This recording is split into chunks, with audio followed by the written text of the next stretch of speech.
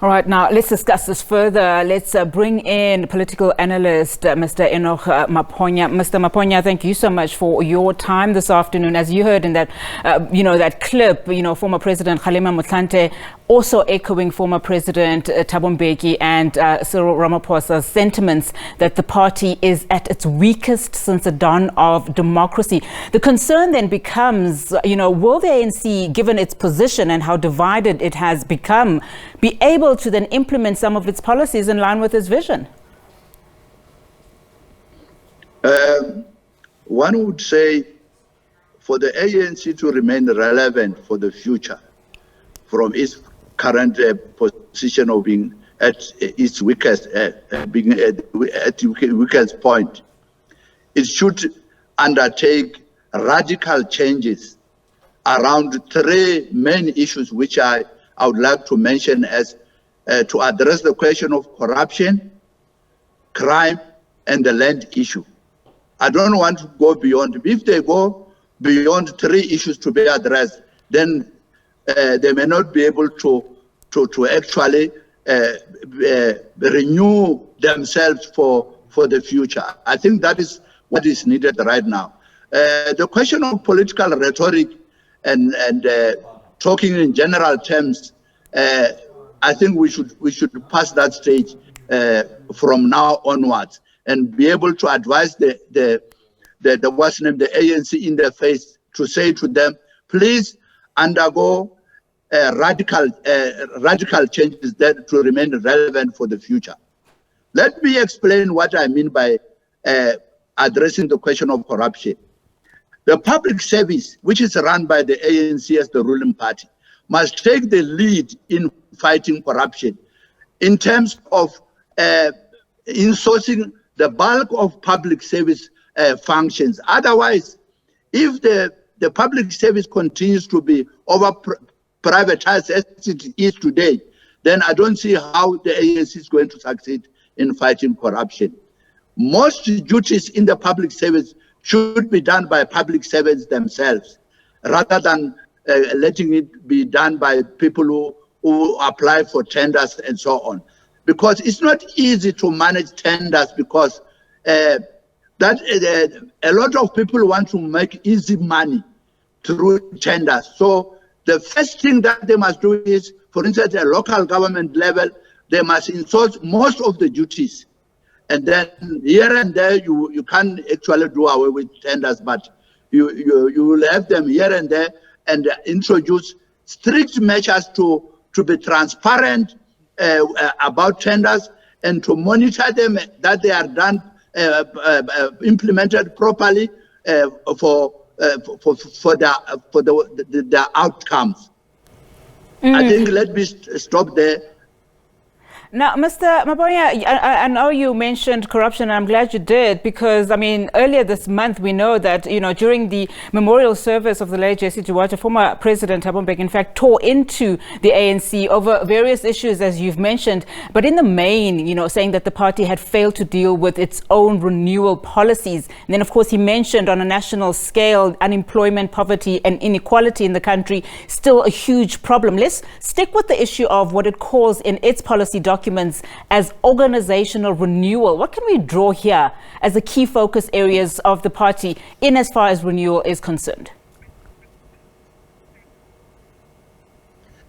Well, the ANC cannot renew itself as long as it has got divisions within itself.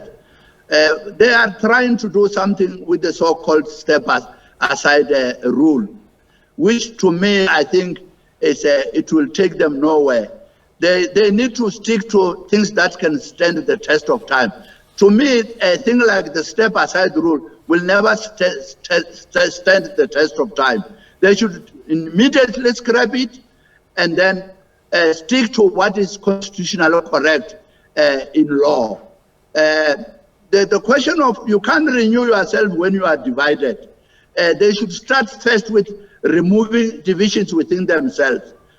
To be talking about, say, the RET faction, perhaps which they claim perhaps is under the former President Jacob Zuma, those are the things that are going to inhibit the ANC from being renewed. I think they should start working together regardless of whatever differences they have before the electorate itself. Otherwise, I don't see how they are going to do well in the 2024 elections. And the renewal project, we shall have failed as such. And in fact, mentioning, just those upcoming elections in 2024, I mean, President Cyril Ramaphosa also in his speech calling on delegates, to come up with tangible solutions on the table. I mean, just looking at the discussion documents, in as far as a policy is concerned, in what it's termed as a balance of forces, as an example, the party acknowledges, that a lot has changed since 2017 and does concede too that, of course, it expects a dip below 50% in the 2024 general elections. Yeah, but I don't see how really the ANC can renew itself being divided like this.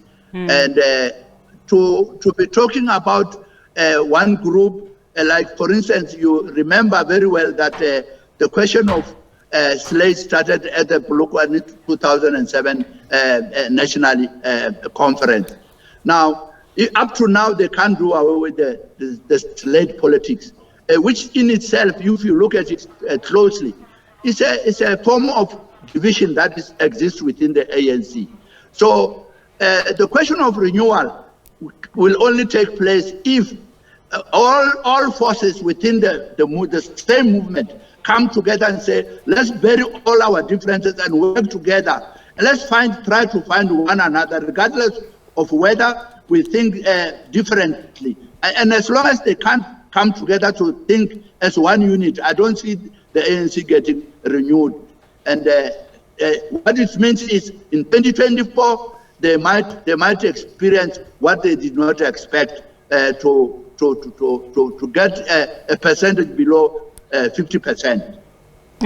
Now, if you've just joined us, of course, we are also talking about the ANC Policy Conference, of course, and we will be going to that conference soon. We're expecting a media briefing to take place any moment now. But let's continue here then, just in terms of some of the discussions, especially in the areas of contention. One of it is the step aside. We've heard, from various, provinces, particularly to KwaZulu-Natal and Limpopo, wanting it to be scrapped. Where then is the ANC in this discussion, in this policy, conference, expected then to push forward with this policy, because it is a resolution that was taken? I think the fact that already there are two provinces that are against the step-aside rule shows that something should be done about it. Like I said before, the step-aside rule is not going to stand the test of time. They may try to ignore it now, but history is going to condemn them that this type of thing really did them a lot of disservice. So I think the problem is some of the provinces, they just want to impress the leadership. Like one NEC member said it today that the NEC of the ANC did not do very well if one is to consider what the position of the ANC is now. I think the time has come that members who are attending the policy conference should be open and say, even if it's only two provinces that are against the step-aside rule, let us reconsider this, and then, if possible, let us scrap it and start afresh. Otherwise, I don't see how really they are going to move forward and be able to attain unity with the need so dearly from now onwards. Of course, as we're speaking, about the ANC, a number of opposition parties watching developments there and, planning to ensure that they gain momentum in areas where the ANC is weakened. Just today, in fact, the EFF celebrating its 9th birthday.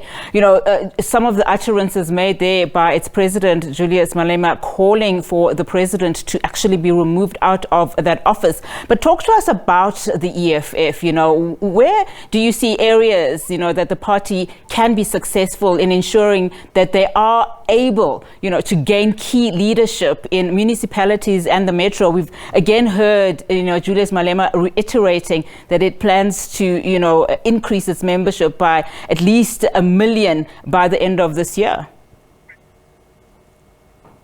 I think the bottom line is the EFF should try by all means to organize people in order to get more votes during the 2024 elections. Otherwise, without a mandate from the people on the ground, I foresee the EFF always remaining a party that will always be negating the ruling party without delivering any tangible results. So I think, without talking in general terms, I would urge the EFF to work very hard to achieve what they want to achieve in terms of having, say, the so-called 1 million members they think they can get. Well, let's hope they will be able to get that one. And that is the only way, really, the EFF can make an impact in the political landscape of the country. Do you think they've redirected, based on their vision? I mean, when they formed the party, positioned itself as one championing, for the poor. Do you think that's still the case with them? I think they are talking about it, but they are not putting it in clear terms. They did attempt previously to say, let local government functions be insourced. I think it was in Johannesburg where they succeeded in having some jobs getting insourced. The EFF policies are not quite clear as to how do they differ from the ruling party or even from the DA itself. The time has come that they must really be in front of the public, be very clear about what they stand for. Otherwise, it will always be considered as a party that will always be in opposition. They must come up with alternatives to the ruling party and even other political parties. Otherwise, I don't see how they are going to grow into an alternative to the ANC. All right, let's leave it there for now. Thank you so much, Mr. Enoch Maponya, there for your analysis. Of course, we are monitoring that press briefing that is expected to start momentarily. Treasurer General Paul Mashatile expected to address the media just in terms of what is currently transpiring at that policy conference in Nasrec. It is, of course, day 2.